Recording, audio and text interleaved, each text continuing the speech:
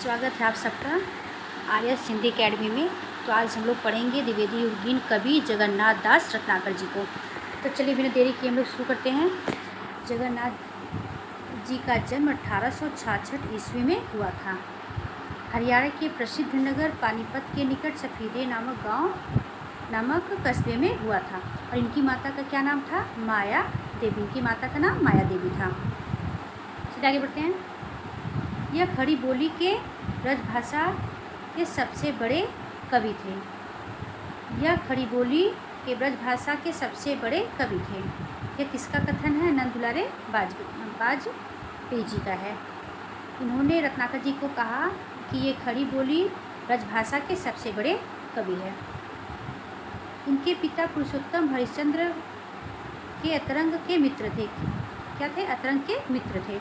इन्हें हिंदी कविता के साथ साथ उर्दू फारसी का भी अच्छा ज्ञान था। रत्नाकर का उपनाम रत्नाकर तत्कालीन समय के उनके काव्य गुरु सरदार कवि ने दिया था। जैसे प्रश्न में सकता है कि रत्नाकर का उपनाम रत्नाकर उनको किसने दिया था? तो उनके काव्य गुरु सरदार कवि ने उनको उपनाम दिया था। जगन्नाथ दास रत्नाकर ने अपने जीवन में मासिक पत्रिका भी निकाली थी। मासिक पत्रिका निकाली थी और वो कौन सी पत्रिका निकाली थी? कौन सी पत्रिका निकाली थी? सुधा निधि। कौन सी पत्रिका निकाली थी? साहित्य सुधा निधि। ये कई बार एग्जाम में आया है और हो सकता है कि पूछा भी जाए, तो इसको आप मोस्ट लगा लीजिएगा। आरंभ में ये उर्दू में कविता करने के लिए जैकी उपनाम का प्रयोग करते थे, जो बाद में हिंदी में प्रयुक्त किए गए। रत्नाकर के प्रारंभिक गुरु का नाम नवनीत चतुर्वेदी है। इनके प्रारंभिक गुरु का क्या नाम था? नवनीत चतुर्वेदी। जैसे प्रश्न पूछ सकता है कि उर्दू में जब ये कविता करते थे तो किस उपनाम का प्रयोग करते थे? तो जकी उपनाम का प्रयोग करते थे। किसका प्रयोग करते थे? जकी उपनाम का प्रयोग करते थे। आगे बढ़ते हैं।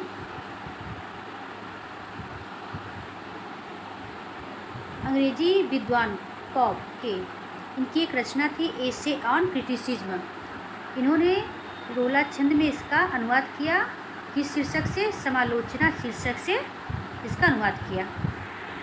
जैसे प्रश्न मिल सकता है कि समालोचनादर्श शीर्षक से किसने रोला छंद में एसे ऑन रोला छंद में अनुवाद किया था और किसकी रचना था? तो अंग्रेजी के विद्वान कॉब थे, उनकी रचना थी एसे ऑन क्रिटिसिज्म। उसी का अनुवाद इन्होंने समालोचना दर्श शीर्षक से किया था। चलिए देखते हैं रत्नाकर जी की प्रमुख रचनाएं। पहली रचना की कौन सी है? उद्धव शतक। इसमें कितने कवित्व थे? 118 कवित्व हैं। इससे प्रश्न बन सकता है कि उद्धव शतक में कितने कवित्व हैं? तो 118 कवित्व हैं। श्रृंगार लहरी, ये भी इनकी महत्वपूर्ण रचना है। इसमें कितने कवित्व हैं? तो 52 कवित्व छंद हैं। कल काशी, ये रोला छंद में लिखित रचना है। किस छंद में है? तो रोला छंद में। और इस रचना में वर्णन क्या है? काशी की महिमा का वर्णन किया गया है। जैसे प्रश्न हो सकता है कि जगन्नाथ जी की किस रचना में काशी की महिमा का वर्णन है? तो कल काशी में। हिंडोला, ये भी रोला छंद में आध्यात्मिक श्रृंगारिक वर्णन है। ये श्रृंगारिक का शब्द लिखा है, श्रृंगारिक वर्णन है। हिंडोला में क्या है? रोला छंद में लिखा है और ये आध्यात्मिक श्रृंगारिक इसमें वर्णन है। गंगावतरण,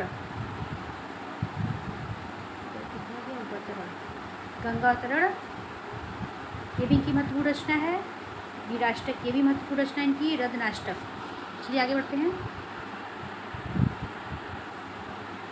हरिश्चंद्र, ये इनकी मोस्ट रचना है। इसमें कितने सर्ग है? जैसे प्रश्न हो सकता है कि रत्नाकर जी की रचना हरिश्चंद्र में कितने सर्ग हैं? तो 4 सर्ग हैं। और यह कैसा काव्य है? तो ये प्रबंधात्मक काव्य है। हरिश्चंद्र की जो रचना है उसकी 4 सर्ग है और ये प्रबंधात्मक काव्य है। चलिए आगे बढ़ते हैं। भ्रमर गीत परंपरा का उल्लेख मिलता है। इसमें क्या मिलता है? भ्रमर गीत परंपरा का उल्लेख मिलता है। किससे मिलता है? तो हरिश्चंद्र में। उद्धव शतक में, इसमें मिलता है उद्धव शतक में 118 छंदों को निरूपित किया गया है। जैसे प्रश्न बन सकता है कि रत्नाकर की किस रचना में 100 छंदों को निरूपित किया गया है, तो उद्धव शतक में। रत्नाकर के साथ साथ सत्यनारायण कवि रत्न मात्र 2 ऐसे कवि थे जो परंपरागत रीति शैलियों में काव्य रचना करते थे। आगे बढ़ते हैं। रत्नाकर की कृति गंगावतरण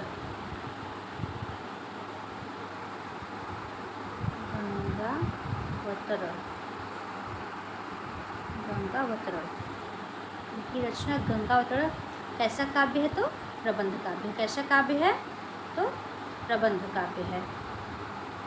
गंगावतरण इनका प्रबंध काव्य है। जैसे प्रश्न बन सकता है कि रत्नाकर जी की रचना जो गंगावतरण है किस प्रकार का काव्य है, तो वो गंगावतरण का तो प्रबंध काव्य है, जिसमें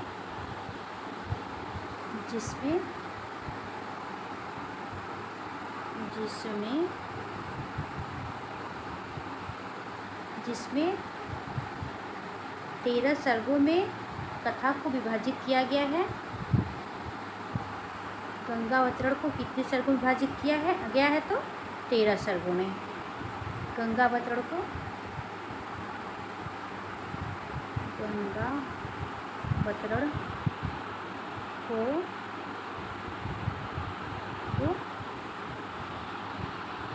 13 सर्गों में विभाजित किया गया है। जैसे प्रश्न हो सकता है कि गंगावतरण एक प्रबंध काव्य है, उसको कितने भागों में या कितने सर्गों में विभाजित किया गया है, तो 13 सर्गों में। इसका कथानक क्या है, पौराणिक है। इस रचना का आरंभ जगन्नाथ जी ने गंगा, सरस्वती और गणेश वंदना से की है। किससे की है, गंगा, सरस्वती और गणेश वंदना से की है। चलिए आगे बढ़ते हैं।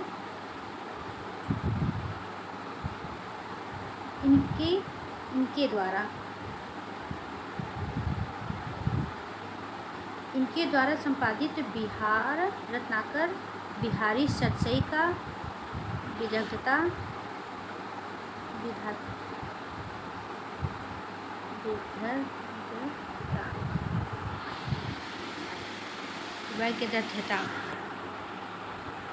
ये गलत लिखा है, वैज्ञदग्धता,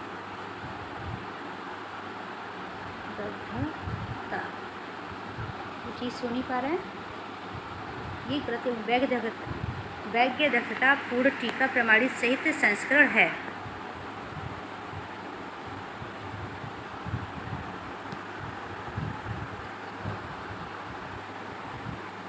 इसके अतिरिक्त इन्होंने कविकुल कंठाभरण, दिन प्रकाश, हमीरहट आदि का भी संपादन कर प्रकाशित करवाया।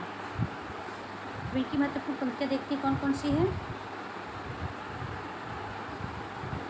नंद और यशोमती के प्रेम पगे, पालन की लाड भरे, लालन की लालच लगावती। रूप रस पीवत आघात न हो जो तब, सोई अब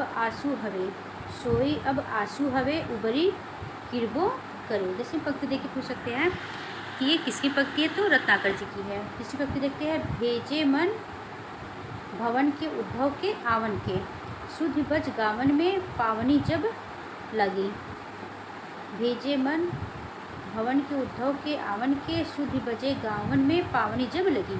ये भी महत्वपूर्ण पंक्ति है, उसको नोट कर लीजिएगा। दीन दशा देखी ब्रज बालन की उद्धव की, गरीबों गुमान ज्ञान गौरव घुटने से। मोस्ट इम्पॉर्टेंट उनकी पंक्ति इस बात कर लीजिएगा आप लोग। चलिए आगे बढ़ते हैं। अब देखते हैं शुक्ल जी का कथन क्या है। कवियों की टक्कर में होती थी साहित्य और ब्रज भाषा में। इन्होंने क्या कहा है, कवियों के टक्कर में होती थी साहित्य और ब्रज भाषा में। यह कथन किसके लिए है, तो रत्नाकर जी के लिए है।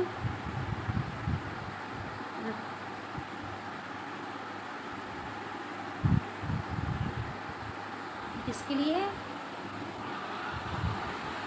जैसे ये पंक्ति देखिए पूछ सकता है कि यह पंक्ति किसके लिए शुक्ल जी ने कहा है, तो कवियों के टक्कर में होती थी साहित्य और ब्रजभाषा में इनका वर्णन। तो ये शुक्ल जी का कथन है और किसके लिए इन्होंने कहा है, रत्नाकर जी के लिए, रत्नाकर जी के लिए। चलिए आगे बढ़ते हैं।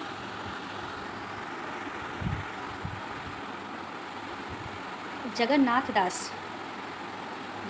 दास ने निरंकुशता निदर्शन शीर्षक से लेख माला लिखा। इन्होंने, जगन्नाथ दास ने क्या लिखा था, निरंकुशता निदर्शन शीर्षक से लेख माला लिखा था, जो भारत मित्र में कोलकाता से प्रकाशित होता था।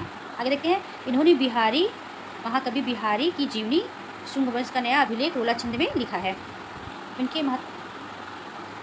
ये कुछ महत्वपूर्ण तथ्य हैं।